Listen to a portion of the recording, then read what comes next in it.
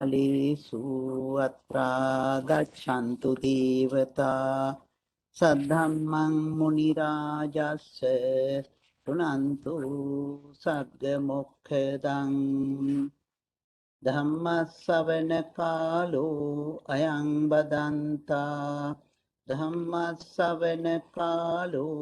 अयं बदन्ता धम्मश्रवणकालो अयं बदन्ता नमो तस्से भगवतो अरहतो सम्मा सम्बुद्दस्से नमो तस्से भगवतो अरहतो सम्मा सम्बुद्दस्से नमो तस्से भगवतो अरहतो सम्मा सम्बुद्दस्से सेय्यतापि पहारादया काचि महानदियो सेय्यतीदं गङ्गा यमुना अतिरवती सरभूमहि महासमुद्धं पत्वा जहन्ति पुरिमाणि नाम गोत्तानि महासमुद्धत्तोत्तीव शङ्खं गच्छन्ति एवमेव कोपहाराद चत्तारो मे वन्ना खत्तिया ब्राह्मणा विश्वा शुद्धा ते तथागतप्पवेति वेति ते धम्मविनये अकारस्मा अनकार्यं पब्बजित्वा पजहन्ति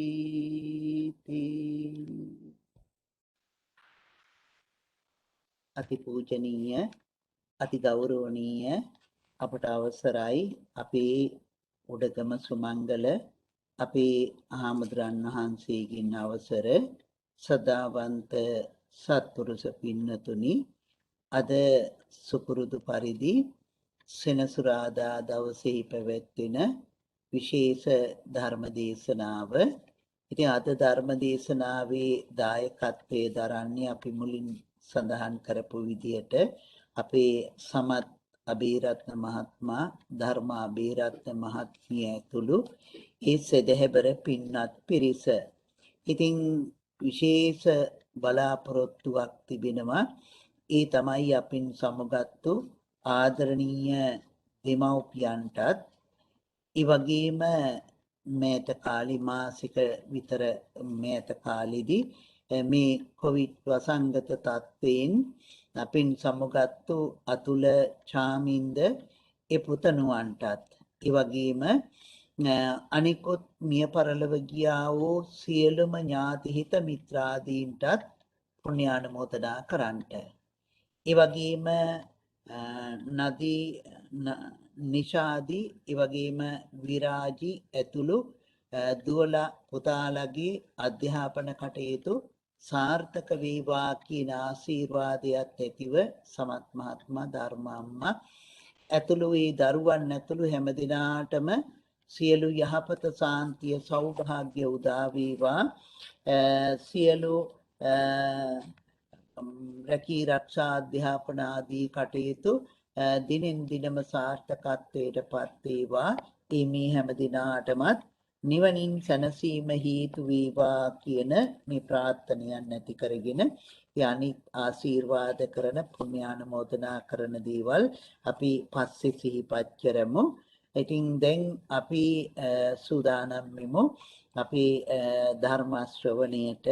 ඉතින් ධර්ම දේශනාවේ මාතෘකාව නම් ඊ타ත්ම පුළුල් එකක්. මේ ධර්මයේ ප්‍රායෝගික කරන්නේ කොහොමද නේද? සරලව කිව්වොත් ඒ විදිහට. එතකොට ඉතින් මේ කරුණට මේ ඇතුල් වෙන්න අපි දන්නවා අද ලෝකයේ තත්ත්වය. අද ලෝකේ හැම දිනා අතරම විරසක බෙදීම් රණ්ඩු සරුවල් නේද? එහෙම බලනකොට මේ ලෝකේම යුදගිනි සමහර වෙලාවට ඒ අය තුල තියෙන සමහර වෙලාවට ඒ අය තුල හොඳ ගුණධම්නුත් නැති වෙලා. අපි හොඳට දන්නවනේ දැන් අර කොසල් රජුරුවන්ගේ සිහින ගැන හිතනකොට අනාගතයේ සිදුවෙන දේවල් ඉතාමත්ම හොඳින් අද දකින්න ලැබෙනවා. ඉතින් හැමදිනාම නීති ආදිය ඒවා හරියට සිද්ධ වෙන්නේ නැහැ. මේ ලෝකෙම මේ විදිය ස්වභාවයකටපත් වෙලා අධර්මිෂ්ඨ ස්වභාවයකටපත් වේගෙන යනවා. අධර්මිෂ්ඨ ස්වභාවයටපත් වෙන්න අපට ඇති වෙන විපත් කරදර මේවා කෙලවරක් නැති වෙනවා. ඒවා ඉතින් බොහෝ සෙයින් අපට අපේ ජීවිත තුළට එකතු වෙනවයි කියන බව අපි දන්නවා. ඉතින් එහෙම මේ ලෝකයේ මේ ඔක්කොම වෙන්නේ මේ ධර්මයේ ප්‍රායෝගික වෙලා නැති නිසා.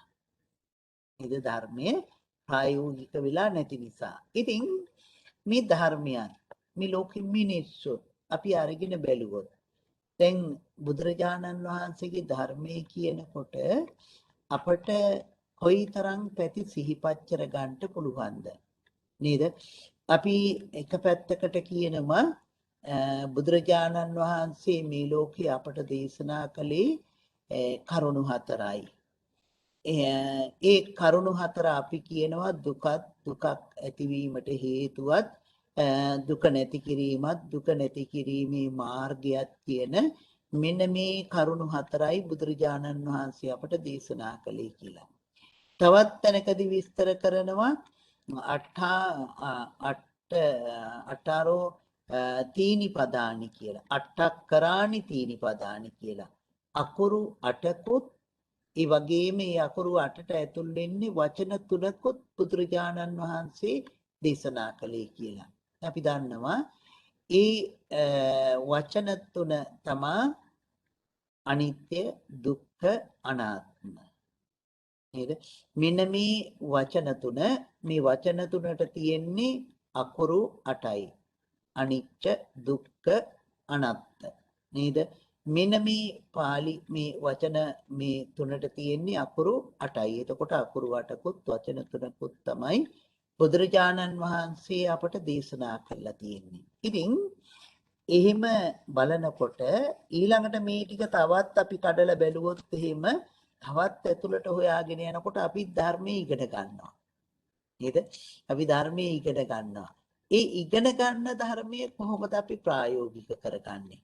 දැන් හිතන්නකෝ අපි ඉගෙන ගන්නවා පංචස්කන්ධ, පංච උපාදානස්කන්ධ, ආයතන, ධාතු ආදී වශයෙන් නොයෙක් ධර්ම කරුණු අපි ඉගෙන ගන්නවා. කුසල ධර්මතාවයන්, සත්‍තිස් බෝධිපාක්ෂික ධර්මයන්, අපේ සිත පිළිබඳව, අපේ ශරීරය පිළිබඳව මේ කරුණු අපි බොහෝමයක් ඉගෙන ගන්නවා. ඉතින් මේ ධර්මයත් එක්ක මේවා ප්‍රායෝගික වෙන්නේ කොහොමද? මේ ලෝකේ ඇති වෙලා තියෙන බෙදීම් ඇති වෙන්නේ කොහොමද? ඉතින් මේවා ඇයි මෙහිම සිද්ධ වෙන්නේ? බුදුරජාණන් වහන්සේගේ ධර්මයත් එක්ක අපි හිතනකොට මේවා මෙහිම සිද්ධ වෙන්නේ ඇයි? ඉතින් මේ පිළිබඳව හිතනකොට මම හිතන්නේ මට කොතනින් කෙලවර කරලා කොතනින් පටන් අර ගන්නවද කියන එක හිතන්නවත් බැරි තරම් ලොකු මාතෘකාවක් මේ මාතෘකාව. අපි ඉතින් පුළුවන් තරමක් ඒ අනුව අපි ටිකක් සිහිපත් කරමු මේ මොකද්ද මේ අපට කතා කරන්න තියෙන්නේ කියලා. එතකොට බලන්න මේ ලෝකේහි අපි අරගත්තොත් අපි අතර නොයෙකුත් බෙදීම් තියෙනවා. මේ බෙදීම් නිසා තමයි එක පැත්තකට යුද්ධ හටගන්නේ. සිංහල, දෙමළ, මුස්ලිම් නේද? ඊළඟට ඉරාන, ඉරාක, ඊළඟට දැන් අපි තවත් මේ අලුත් මේ දවස්වලත් තියෙන තලිබාන් ආදී නොයෙකුත් යුද්ධ තියෙනවා. නේද? මේ හැටියට මේ විදිහට බෙදිලා තියෙන නිසා තමයි මේ ප්‍රශ්නේ ඇති වෙලා තියෙන්නේ. බුදුදහමේ අපිට කොහොමද මේ ටික ගැන විස්තර කරලා තියෙන්නේ? ඉතින් මේ ලෝකේ ඉන්න සත්වයින්ට මේ ලෝකේ තියෙන ආගම්වලදී අපට මේ ලෝකෙම තියෙන ඒවා ගැන හිතුවොත් එහෙම මේ ලෝකේ මිනිස්සුන්ට ඕන උනේ මේ ජීවත් වෙනකොට තියෙන දුක් ටික නැති කරගන්න ටික. එක පැත්තකට මේ ගැටලු ටික නැති කරගන්න. අපිට නොයි ගැටලු තියෙනවනේ. නොයෙක් විදිහේ ලෙඩ රෝග භාවයටපත් වෙනවා. නේද? නොයෙක් විදිහේ ව්‍යසනයන් අපට පැමිණෙනවා. දුක් කරදර එනවා. කායික වශයෙන් දුක් පැමිණෙනවා. මානසික වශයෙන් දුක් පැමිණෙනවා. මෙන්න මේවට කරගන්න පිළියම මොකක්ද? ඊළඟට ආගම් වලින් කියලා දෙන්න හදන දෙයක් මේ සත්‍යය මරුණයින් පස්සේ මොකද වෙන්නේ? ඊළඟට මේ සත්‍යය මැරෙන්න ඉස්සෙල්ලා මොකද වෙලා තියෙන්නේ? දැන් අපි උපදින්න ඉස්සෙල්ලා මොකද?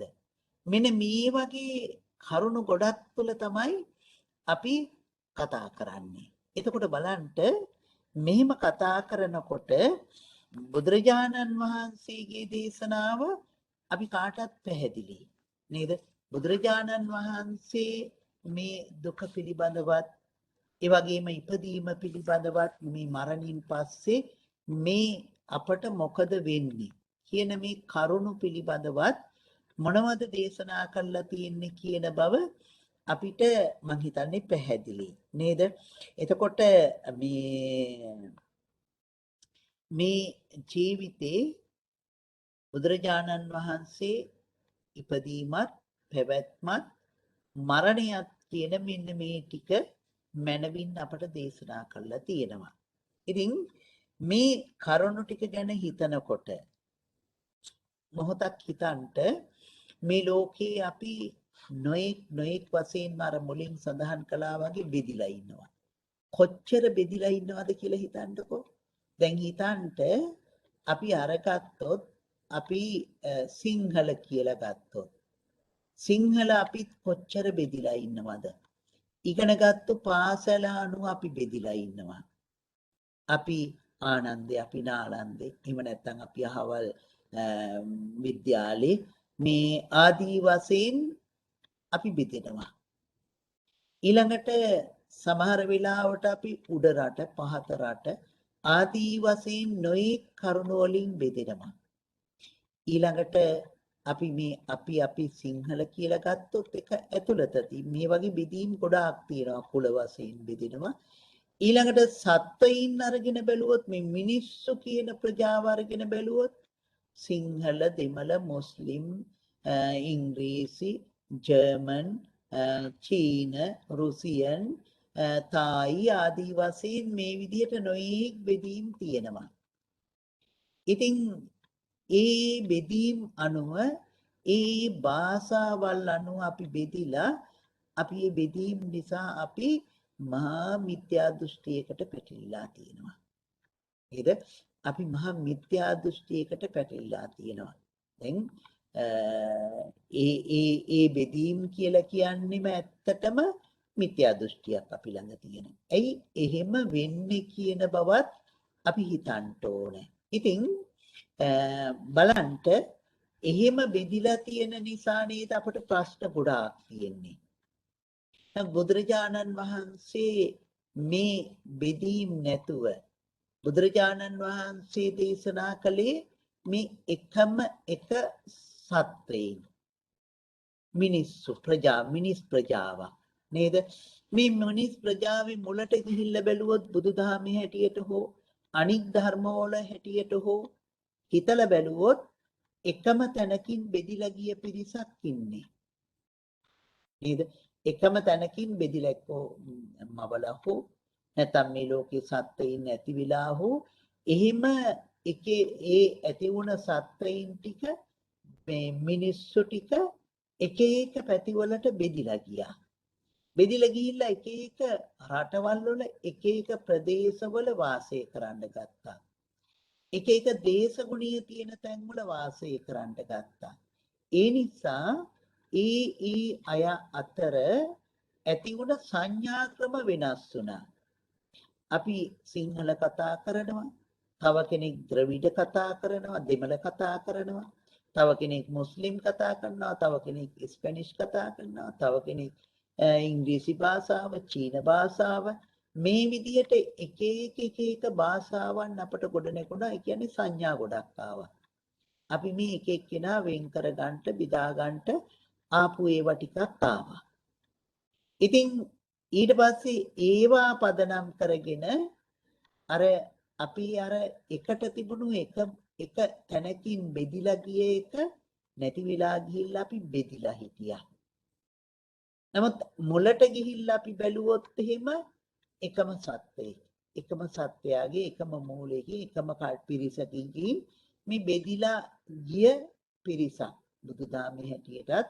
ඉතින් අපි දන්නවා ඒ බෙදීම් ටික ඇති වෙලා ගිය හැටි. ඉතින් බුදුදහමේ හැටියට අපි හිතුවොත් එහෙම මේ පෘථුවිය හැදුනයින් පස්සේ මේ පෘථුවියට ආභස්සර බ්‍රහ්ම ලෝකයෙන් චුත වුණ බ්‍රහ්මයින් මේකේ උපදිනවා ඕපපාතිකව. ඒ උපදින ඕපපාතිකව ඉපදිලා ඉන්න අය මේ ලෝකේ එතකොට ඉර පායලා නැහැ. එහෙම ලෝකේ මේ ඕපපාතිකව ඉපදිලා ඒ අය මේ ලෝකේ ජීවත් වෙනවා තමන්ගේ ශරීරයෙන් විහිදෙන ආලෝකයෙන්. ඉරක් නැති නිසා අඳුරුයි. ඒ අඳුර නැති වෙලා ගිහිල්ලා තියෙන්නේ ඒ තමන්ගේ ශරීරයෙන් පවතින ආලෝකයෙන්.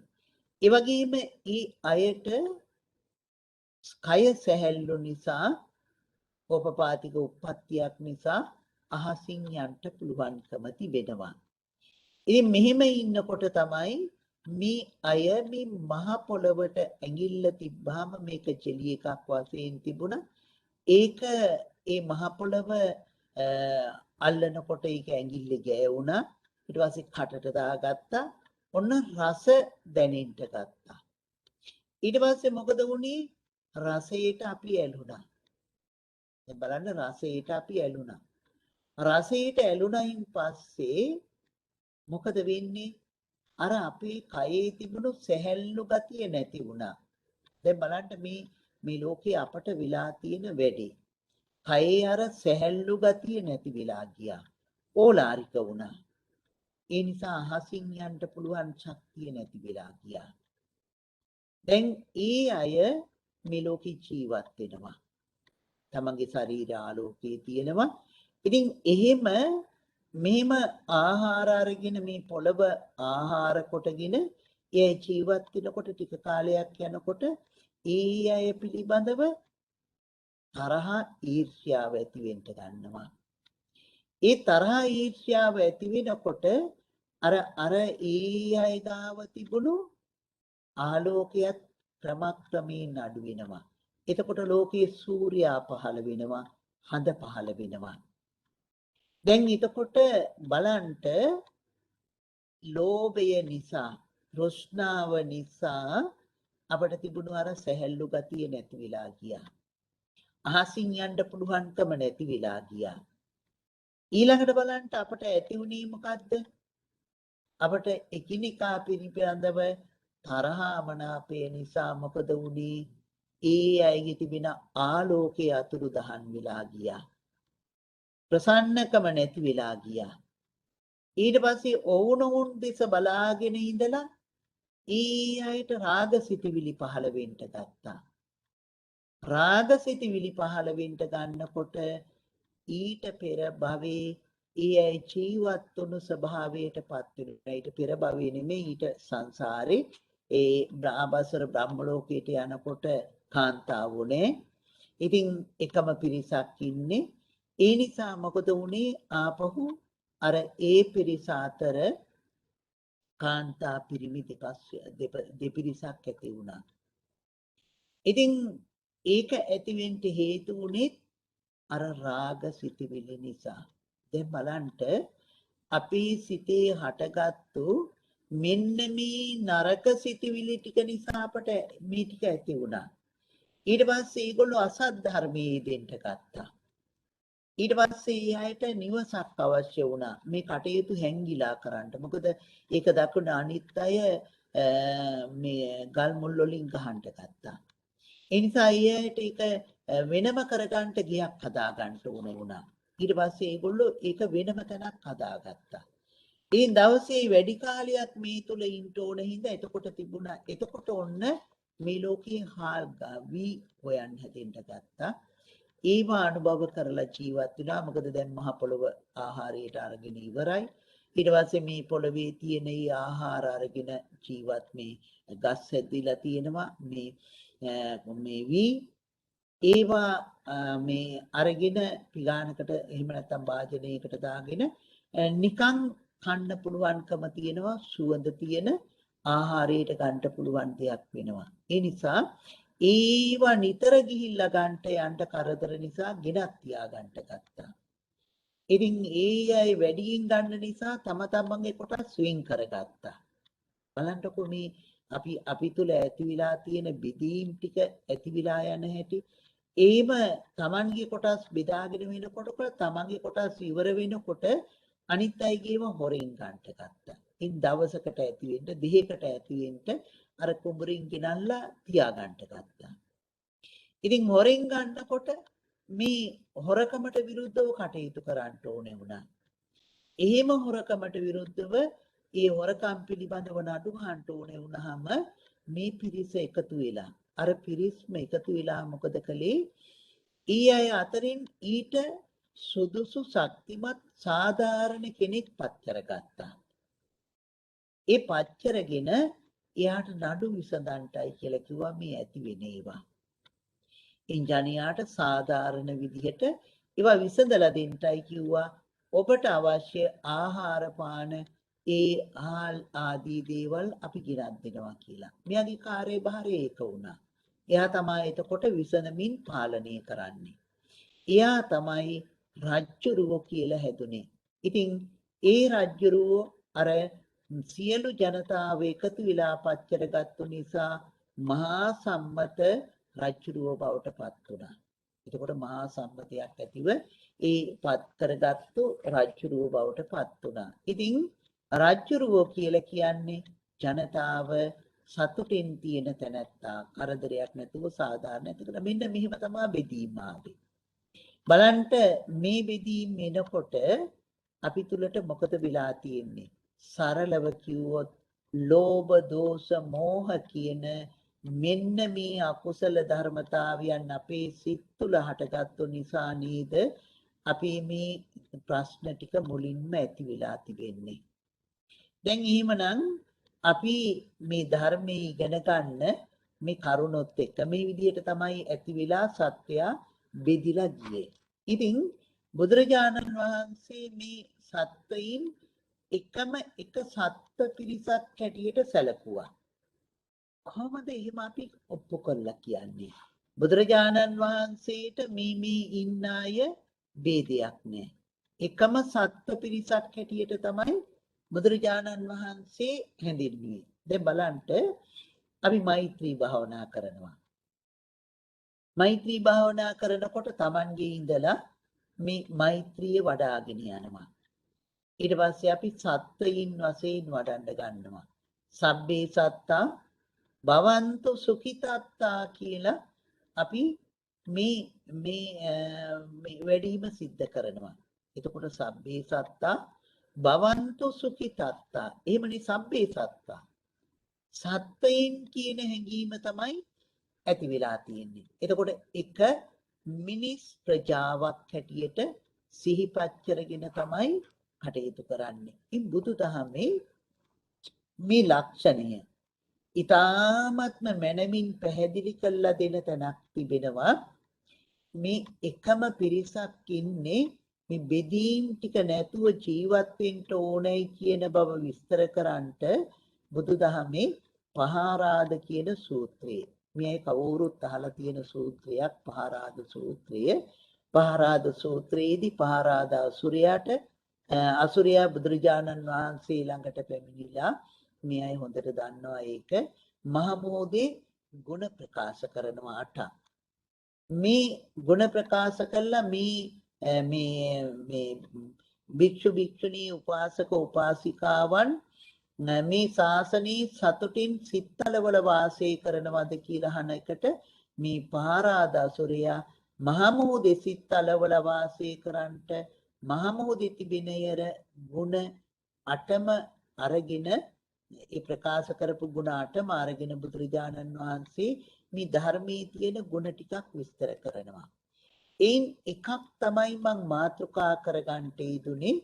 බුදුරජාණන් වහන්සේ පහරාද අසුරයා කියනවා මේ සීතාපි පහරාද යා කාචි මහා නදිය. පහරාද අසුරයා කියනවා මේ තියෙනවා මහා නදී. නදී කියන්නේ ගංගාවල්. මොනවද? නදී මොනවාද? ගංගා, යමුනා, අචිරවති, සරබු, මහී කියන මෙන්න මේ විදිහේ ඉන්දියාවේ තියෙන මහා ගංගාවන් තියෙනවා. මේ ගංගාවන් ගලාගෙන යනවා මහා මුහුදට. මහා මුහුදට ගලාගෙන ගිහිල්ලා මේ මහා මුහුදේ එකම වතුරක් බවට පත් වෙනවා. ඊට පස්සේ කවදාවත් ඒ වතුර වෙන් වෙලා තියෙන්නේ නැහැ. මේ යමුනා ගඟින් ආපු වතුර, මේ ගංගා නම් ගඟින් ආපු වතුර, මේ අචිරවතී ගඟින් ආපු වතුර, මේක මහී ගංගාවෙන් පෙමුණුණු වතුර ආදී වශයෙන් මේ එක එක ගංගාවල් වල නමින් වතුර වෙන් වෙලා පවතින්නේ නැහැ. එකම වතුරක් බවට පත් වෙනවා. බුදුරජාණන් වහන්සේ දේශනා කරනවා සයතාපි පහරාද. අන්න ඒ විදිහට මොකද වෙන්නේ? මේ ශාසනයට පැමිණෙනවා චත්තාරෝමි වන්න. ඉදා ඉන්දියාවේ තිබුණනේ කුල හතරක්, වර්ණ හතරක් කියලා නේද? කත්තියා, බ්‍රාහ්මණ, වෙස්සා, ශුද්‍රා. නේද? මෙන්න මේ පිරිස් හතර හිටියේ. කත්තිය පිරිස හිටියා, ඊළඟට බ්‍රාහ්මණ පිරිස හිටියා, වෛශ්‍යවණ හිටියා, ශූද්‍ර හිටියා. නේද? මේ අයත් මේ ශාසනය පැවිදි වෙනවා. ඒ කොයි විදිහේ වර්ණවත් අය, කොයි විදිහේ ජාතියකින්, කොයි විදිහේ කුලයකින් පැවිදි වුණත් ඒ හැමදෙනාම එකම එක පිරිසක් බවට පත් වෙනවා. ඒ අය අතර බෙදීම් නැහැ. දැන් අපි අරගෙන බැලුවොත් හාමුදුරුවෝ අතර මේ ලංකාවේ හාමුදුරුවෝ, මේ ඉන්දියාවේ හාමුදුරුවෝ, මේ බුරුමි හාමුදුරුවෝ, මේ තායිලන්තේ හාමුදුරුවෝ කියලා බෙදීමක් නැහැ. ඒ සියලුම දෙනා හඳුන්වන්නේ කොහොමද? සමන ශක්‍ය පුත්තිය. සමන ශාක්‍ය පුත්‍රයෝ හැටියට තමයි සියලු දෙනාම හඳුන්වන්නේ. ඒ නිසා මේ ධර්මයේ එකට එකතු වුණායින් පස්සේ ඒ වෙනස් වීම, ඒ බෙදීම නැති වෙලා යනවා. එකම එක පිරිසක්. ඒ පිරිසේ වැඩිමහලු බාල ස්වභාවයන් එකම එක විදියක්, එකම ධර්මයක්, එකම සිවුරක්. මේ සිවුර කඩ කපලා මේ මහණ එක, මේ සිවුර ලංකාවේ හාමුදුරුවෝ, තායිලන්තේ හාමුදුරුවෝ ඔක්කොම එකයි.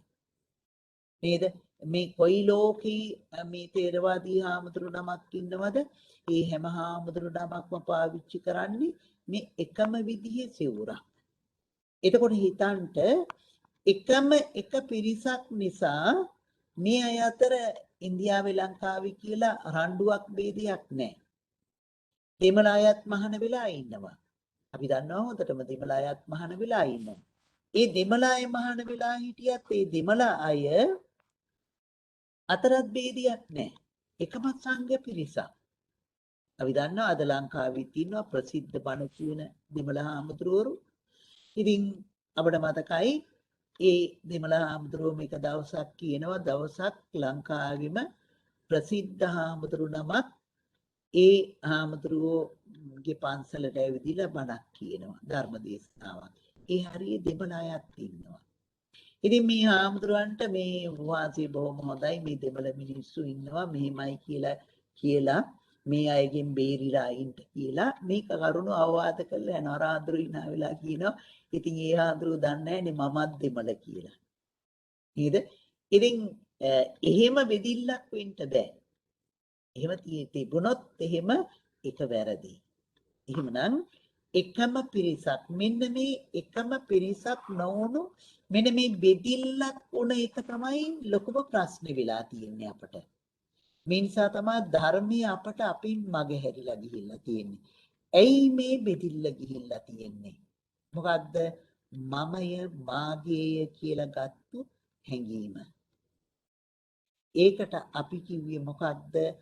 සක්කාය දිට්ඨිය කියලා. නේද? මමය මාගේ කියලා ගත්තු හැඟීම තමයි මේ විදිහට බෙදලා තියෙන්නේ. සක්කාය දිට්ඨිය කියලා කියන්නේ මිත්‍යා දෘෂ්ටියක්. සම්‍යක් දෘෂ්ටියක් නෙවෙයි. එතකොට මමය මාගේ කියලා ගත්තු මේ හැඟීම නිසා මොකද වෙලා තියෙන්නේ? මේ අපි අතර බෙදිලා මම කියලා ගත්තනේ. අපි මමත් බෙදලා තිබ්බා බුදුහාමුදුරන් වහන්සේ. මම ඒකයි එතනින් මුලදී සිහිපත් කළේ මේක පංචස්කන්ධයක්.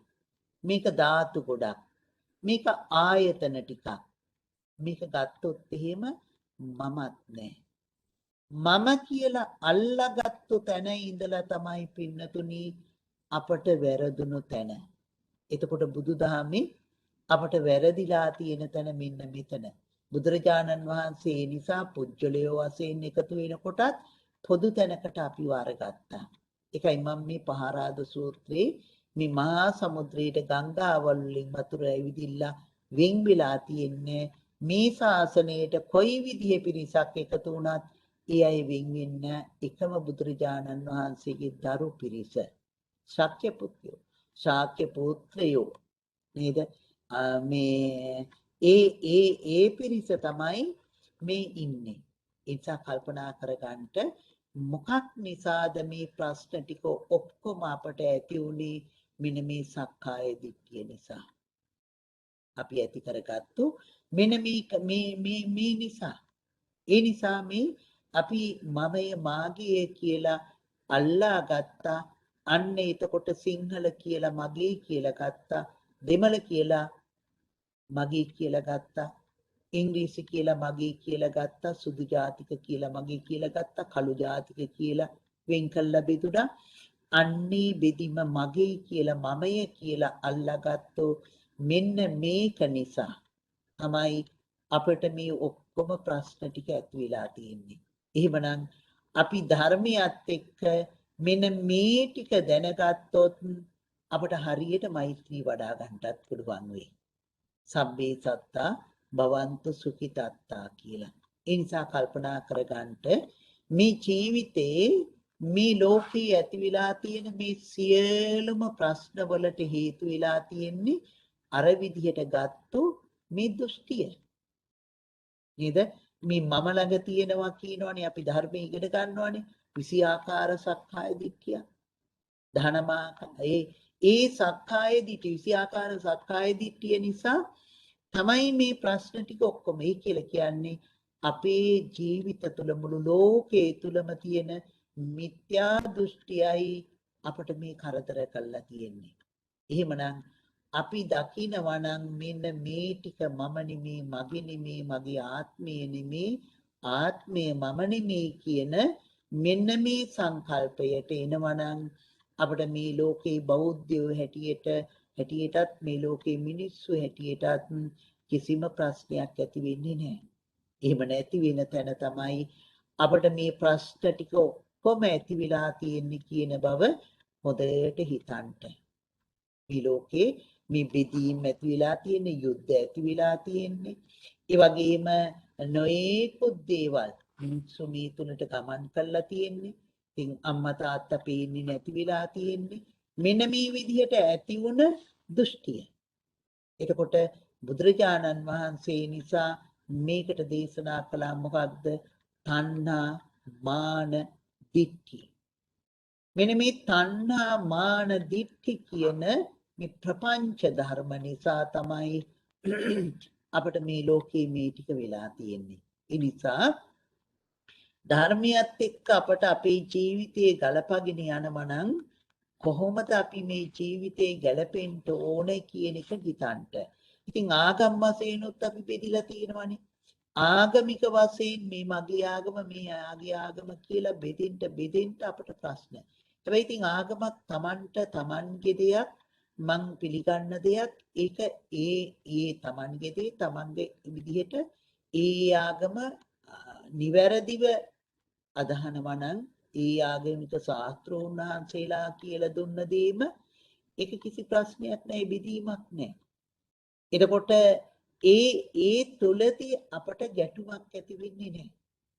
ඒ නිසා අපට මේ ලෝකයේ ඇති වෙලා තියෙන යුද්ධ වලින් අපි අතර gedara ඇති වෙලා තියෙන සටන් වලින් gedara ඇති වෙලා තියෙන ප්‍රශ්න වලින් ගොඩාක් බේරෙන්න පුළුවන්කමක් තියෙනවා ඒවා නැති කරගන්න පුළුවන්කමක් තියෙනවා මෙන්න මේ හැඟීම අපි තුල ඇති කරගත්තොත් ඒ තණ්හා මාන දිට්ඨීන්ගෙන් තොර සිතක් අපි ඇති කරගන්න පුළුවන් නම් බෞද්ධකම කියන තැනදී සබ්බේ සත්තා භවන්තු සුඛිතත්තා කියන මෙන්න මේ බෞද්ධකම අපි ළඟ තියෙනවා නම් මේ ලෝකේ අපට ප්‍රශ්නයක් ඇති වෙන්නේ නැහැ. ඒ නිසා මෙන්න මෙතෙන්ට අපි අපේ සිත අරගෙන આવොත් මේ ලෝකෙම තියෙන පොරමරකම් ප්‍රශ්න යුදගිනි මේ සියල්ලම නිමාවකට දකින්න පුළුවන් වෙනවා. අන්න එතකොට අපි බුදුදහම ප්‍රායෝගිකව කළා. ඉතින් ප්‍රායෝගිකව වෙන්නේ නැත්නම් මොකද බුදුදහම අපිට ප්‍රායෝගික වෙන්නේ නැති වෙන්න හේතු ටික අපි දැන් දකිනවා මොකක්ද? අපි තුල ඇති වුණ අර ආසාවත් ඒ වගේම තරහත් කියන මේ මූලික අංග දෙක නිසා තමයි මුලින්ම සත්‍යයට ප්‍රශ්න ටික ඇති වුනේ. මමය කියලා ගත්ත හැඟීම රාගය. නේද?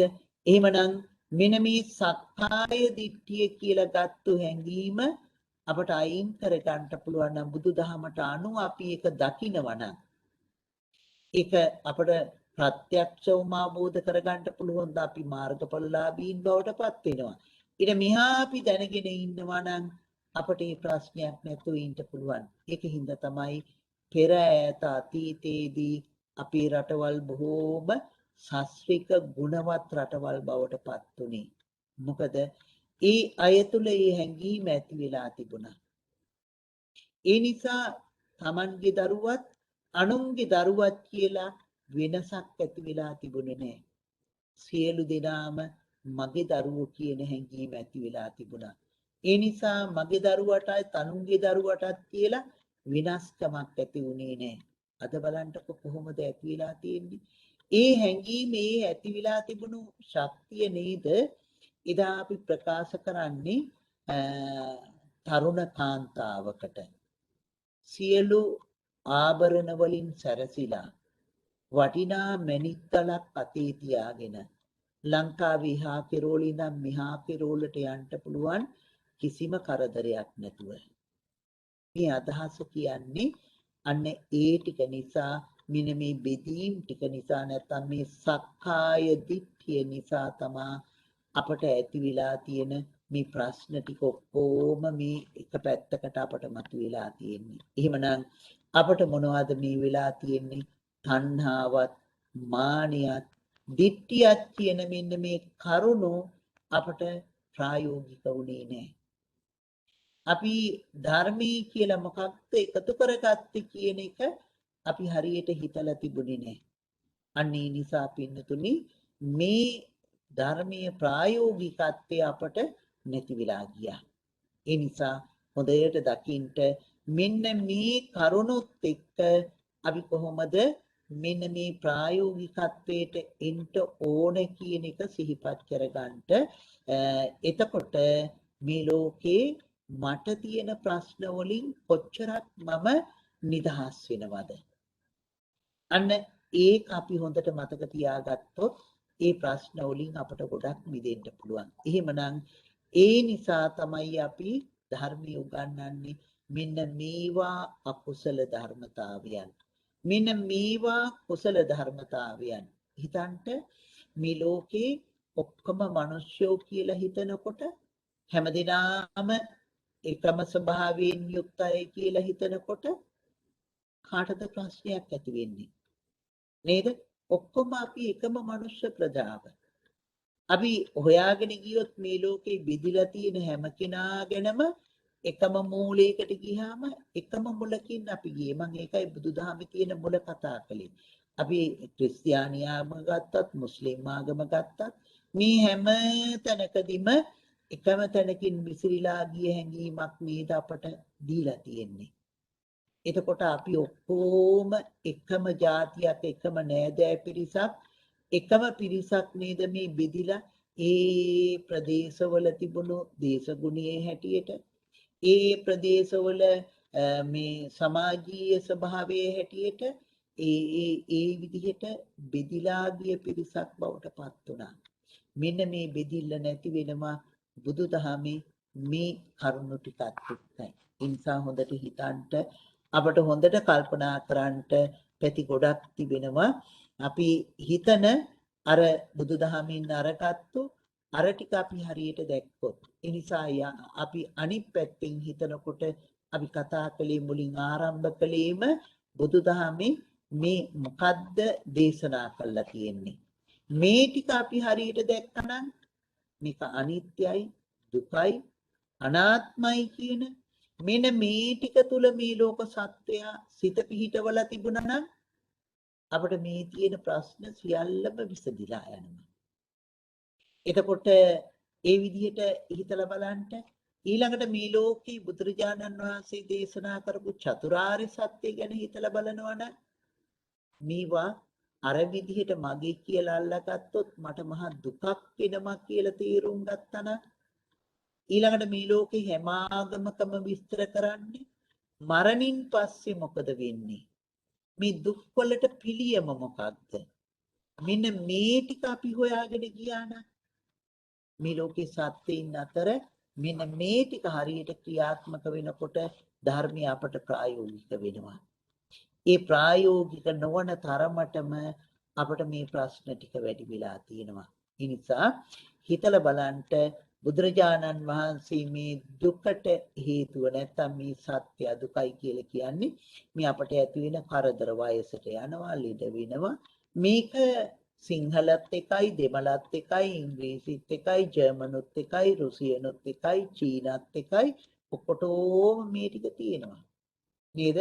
ඇහි අමාරු, කනේ අමාරු, බඩේ අමාරු, හෘදේ වස්තිය අමාරු, අතේ අමාරු, කකුලේ අමාරු මේ මුළු ශරීරෙම තියෙන අමාරු කන් ටික මේ හැම දිනාටමත් තියෙනවා ලෝකේ ජීවත් වෙන හැම මිනිස්සෙකුටම හැම සත්වයකටම තියෙනවා. අන්න ඒවයි හේතුව අපි තීරුම් ගත්තොත් තෘෂ්ණාව කියලා. අන්න එතකොට ඒවයි මිදීමක් තියෙනවා. ඉතින් බුදුරජාණන් වහන්සේ අන්න ඒ බව දේශනා කළේ. මෙන්න මේ දුක් ටික ඔක්කොටම ඇති වෙන්න අපට හේතුව තෘෂ්ණාව කියලා. ඒක එක ආගම් වල එක එක දේවල් විස්තර කරනවා. නමුත් බුදුදහමේ අපට කියලා දුන්නේ මේකට හේතුව තෘෂ්ණාව කියලා. එතකොට ඊළඟට බලන්න මේ ටික ඇති වුණේ කොහොමද? මේ ටික ඇති වෙවි දිකට යන්නේ කොහොමද? අන්න ඒ නිසා බුදුරජාණන් වහන්සේ අපට දේශනා කළා මේවා ඇති වෙවි අපි මේ විදිහට දිගට යන්නේ මෙන්න මේ හේතුඵල ධර්මයන් කියලා. ඒ නිසා බුදුදහමේ අපට කියලා දුන්නා පටිච්ච සමුප්පාදය කියලා ධර්මයක්. මේ ඔක්කොම සිද්ධ වෙන්නේ මොනවා නිසාද? හේතුඵල ධර්මයන් නිසා. මෙන්න මේ බුදුදහමේ මෙන්න මේ කියන ටික අපි හරියට දැනගත්තා නම් ඒ ධර්මයේ තුලට අපි සිත ගියා නම් අපට මේ ලෝකේ ප්‍රශ්න නැතුව ජීවත් වෙන්න පුළුවන්. ධර්මයේ ප්‍රායෝගික වෙනවා. ප්‍රශ්න ඇති වෙනකොට තමයි ලෝකේ මේ ධර්මයේ ප්‍රායෝගික විලා නැත්තේ. එතකොට බලන්න එහෙමනම් දුකට හේතුවක් තියෙනවා. මොකද්ද මේ දුකට හේතුව? අන්න ඒ විදිහට බුදුරජාණන් වහන්සේ හේතුඵල ධර්මයන් එහෙම නැත්නම් පටිච්ච සමුපාද ධර්මයන් ප ဋ ාණ ධර්මයන් කියලා හේතුඵල බෙදීම් මනවින් විස්තර කළා බුදුදහමේ හැටියට. ඊළඟට බලන්න මේ හේතුඵල ධර්මයන් නිසා මේ දුක් ටික හට අරගෙන ගමන් කරනවා. ඒ හේතු ටික නැති කළා දැම්මොත් ඵල ටික නැති වෙනවා, දුක් ටික නැති වෙනවා කියලා මෙන්න මේක අපි තීරුම් ගත්තොත් අපට මේ ලෝකේ තියෙන අපට තියෙන ප්‍රශ්න ටිකක් නැති වෙනවා. එහෙම නැත්නම් අපටත් අපේ ගෙදර ප්‍රශ්න ගොඩක්. ධර්මීය ප්‍රායෝගික නැහැ. අන්න ඒ නිසා අන්න එතෙන්ට අපට එන්න පුළුවන්කමක් තිබෙනවා මේ ධර්මය ප්‍රායෝගික කරන මේ තැනට. එතකොට කල්පනා කරගන්න ඒ විදිහට අපි තව ටිකක් බුදුදහමත් එක්ක මේ හිතුවොත් එහෙම මේ සත්‍යය මේ ඉපදෙනවා ඒකට හේතුව අපි කියවනේ තෘෂ්ණාව කියලා දුකට හේතුවක් තියෙනවා කියලා ඉපදීමක් තියෙනවා නැවත නැවත ඒ අය මේ ගිහිල්ලා උපදිනවා ඒ විදිහට ගමන් කරන එකක් තියෙන්නේ කියලා අපි තේරුම් ගන්නකොට හේතුඵල ධර්මයන් අපට අපේ සිත නිදහස් කර වෙනවා නේද? එතකොට අපිට ගැටීමක් නැති වෙනවා. එතකොට මේ ලෝකේ තියෙන මේ අපට තියෙන ප්‍රශ්න ටික ලෝකේට තියෙන ප්‍රශ්න ටික ධර්මයේ ප්‍රායෝගික වෙනකොට අපින් ඉවත් වෙලා යනවා. එහෙමනම් හේතුව ඒකයි කියලා අපි දකිනවා. බලන්න බුදුදහමේ කොච්චර ලස්සනට ඒක දේශනා කරනවාද කියලා. එහෙමනම් ඒ ප්‍රශ්න හේතු ටිකෙන් අපට මිදෙන්න නම් බුදුරජාණන් වහන්සේ දේශනා කරනවා අපි සංසුන් වෙන්න ඕනේ. අපි සංසුන් වෙන්න ඕනේ. ඒ සංසුන් කර ගන්න ඕනේ කොහොමද? කයත් සංසුන් කර ගන්න ඕනේ. හිතත් සංසුන් කර ගන්න ඕනේ. යථාර්ථවාදීව මේ ටික දිස බලන්න පුළුවන්කමක් තියෙන්න ඕනේ. අපි දුවනවා නම් අපි මේ ජීවිතේ මහා දිවිල්ලක් කරන්නේ නම් අපට අපේ ජීවිතයේ දෙස හැරිලා පොඩ්ඩක් නතර වෙලා බලන්න වෙලාවක් නැති වෙනවා නම් අන්න එතකොට මේ ප්‍රශ්න ටික අපට ඇති වෙලා අපි සංසුන් වෙලා නැහැ. අපි සංසුන් වෙලා මේ හැම සත්වයක්ම Taman දෙස සංසුන් වෙලා බලන්න පුළුවන්කමක් තියෙනවා නම් අන්න එතකොට කයත් සංසුන් වෙනවා හිතත් සංසුන් වෙනවා. මේකට අපි ධර්මයේ කියන්නේ සීලය සහ සමාධිය කියලා. මෙන්න මේ ටික ඇති වෙනකොට මේ වයේ පිළිබඳව යථාර්ථවාදීව දකින්න ගන්නකොට මම පිළිබඳව මේ ධර්මතාවයන් ටික යථාර්ථවාදීව දකිනවා නම් සම්මප්පඤ්ඤාය පස්සති. එහෙම දකිනවා නම් මොකද වෙන්නේ? එතකොට එයා මේ ලෝකේ ඇලෙන්න ගැටෙන්න සුදුසු නැති වෙලා යනවා. අන්න ඒ විදිහට මේ බුදුදහමේ තියෙන මෙන්න මේ ධර්ම ටික අපි අපේ ජීවිතයට හරියට එකතු කරගත්තොත් අපට ලොකු සැනසෙල්ලක් උදා කරගන්න පුළුවන්කමක් තිබෙනවා. ඉතින් ගොඩක් උත්සාහවත් උනේ ඇයි මේ අපි දුකටපත් වෙලා ඉන්නේ? ඇයි මේ ප්‍රශ්න ඇති වෙලා තියෙන්නේ? ඇයි මේක ප්‍රායෝගික වෙන්නේ නැත්තේ? ඉතින් නොයේ කරුණු පැති වලින් මම දන්නේ තේරුණාද කියන එක නොයෙක් ආකාරයට මේ ලෝකයේ ප්‍රශ්නවලට සියලුම ප්‍රශ්නවලට හේතුව මෙතනයි කියන එක යුද්ධවලට එක අපි අතර තියෙන ප්‍රශ්නවලට, ගෙදර තියෙන ප්‍රශ්නවලට, ගමේ තියෙන ප්‍රශ්නවලට, රටේ තියෙන ප්‍රශ්නවලට මේ සියල්ලටම විසඳුම මේකයි කියන බව අපි සිහිපත් කර ගන්න ඕනේ. ඒ නිසා ඒ අනුව එහෙම නැතුව එකිනෙක කතා කරන්න ගියොත් ಜಾති අතර ප්‍රශ්න ඇති වෙන්නේ කොහොමද?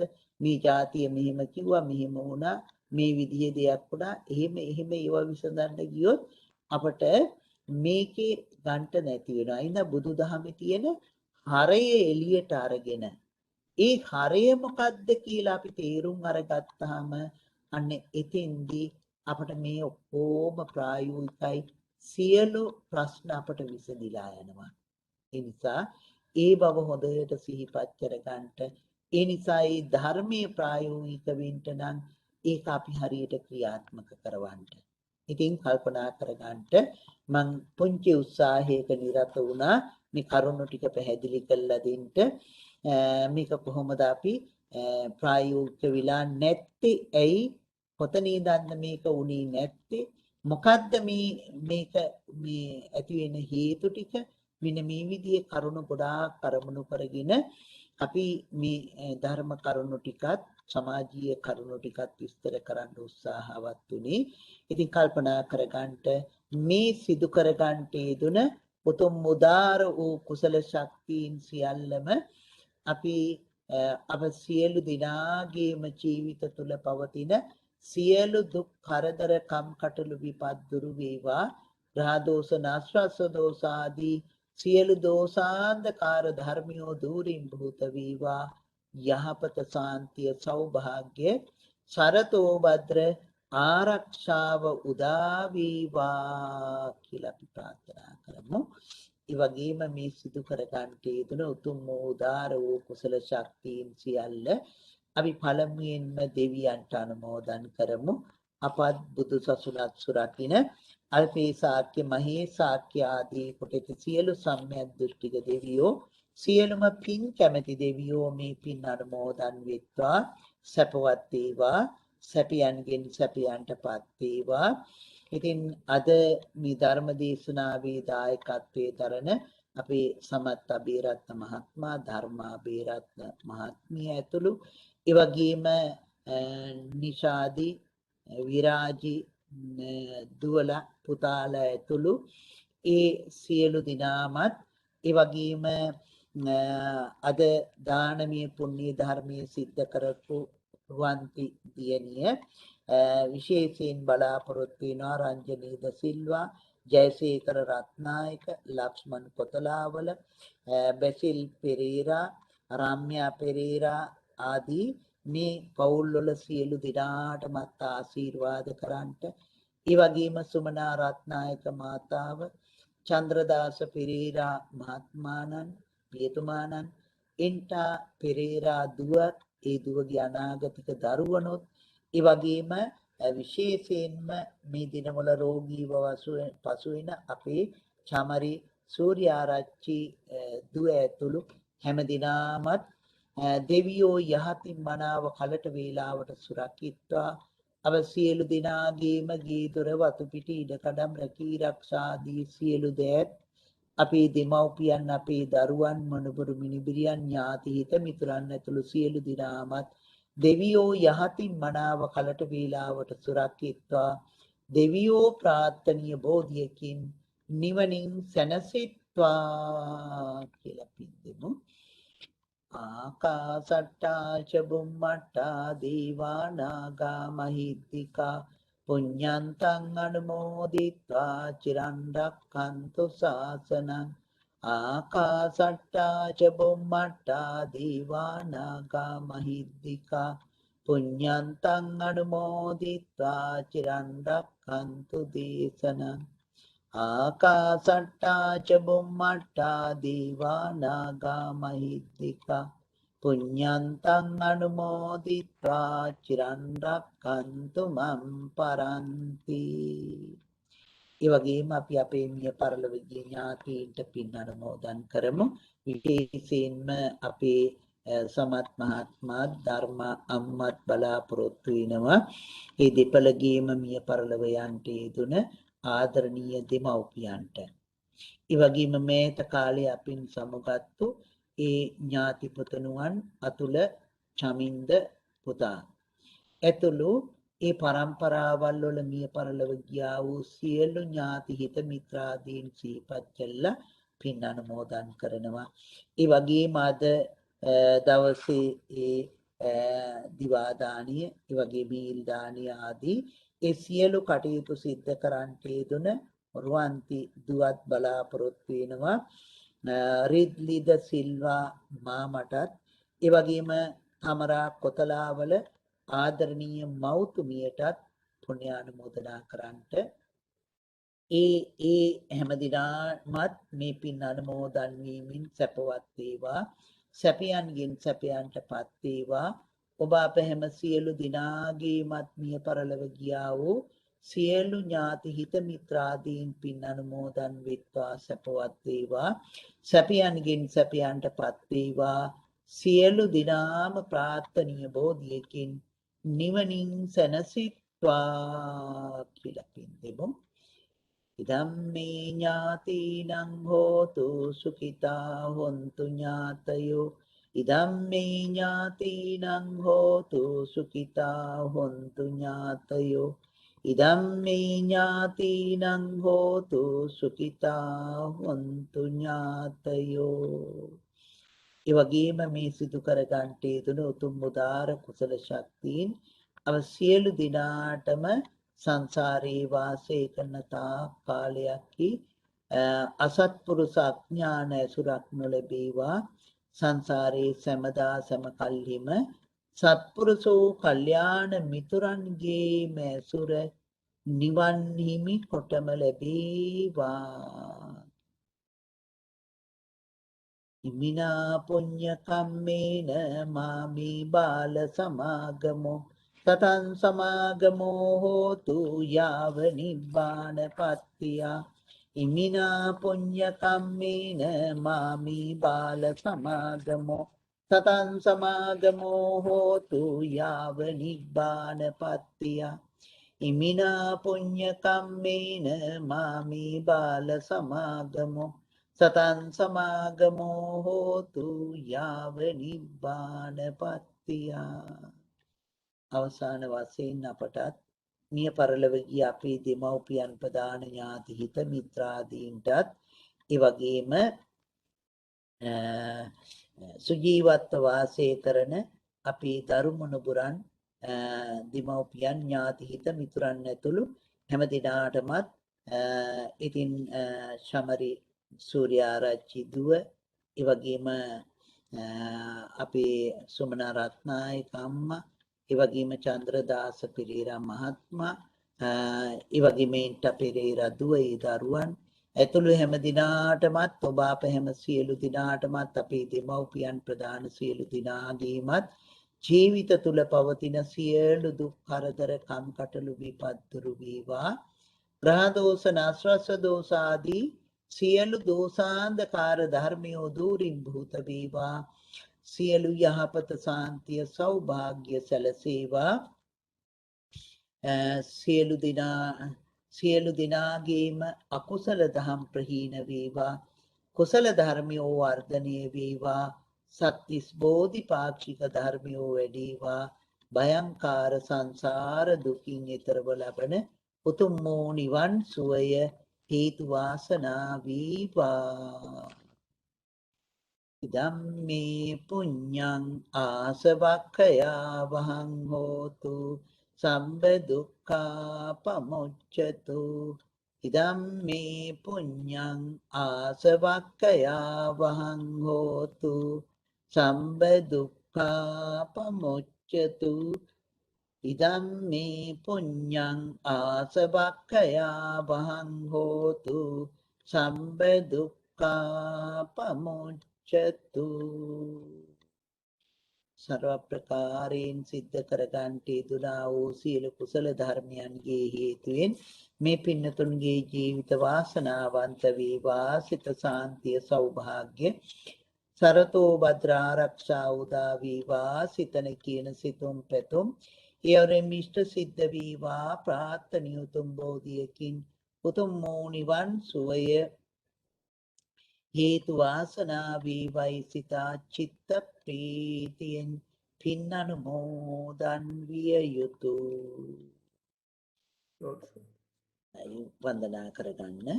අභිවාදන සීලිස්ස නිච්ඡං වද්ධාපචායිනෝ චත්තාරෝ ධම්මා වඩ්ඩಂತಿ ආයුවන්නෝ සුඛං බලං ආයුරාෝග්‍ය සම්පatti සග්ග සම්පatti මේවච අතෝ නිබ්බාන සම්පatti හිමිනාතේ සමිජ්ජතු.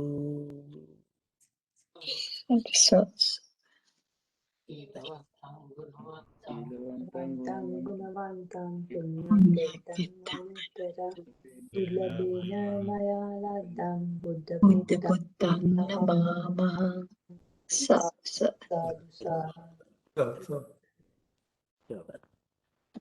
තෙරුවන් සරණයි. නිරෝගී සම්පන්නිය ලැබේවා.